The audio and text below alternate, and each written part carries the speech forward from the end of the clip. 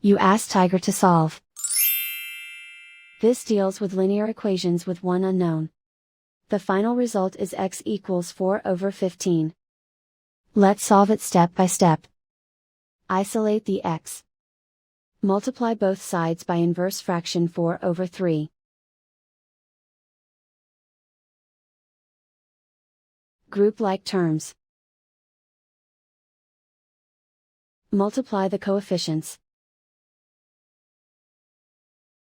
Simplify the fraction. Multiply the fractions. Simplify the arithmetic.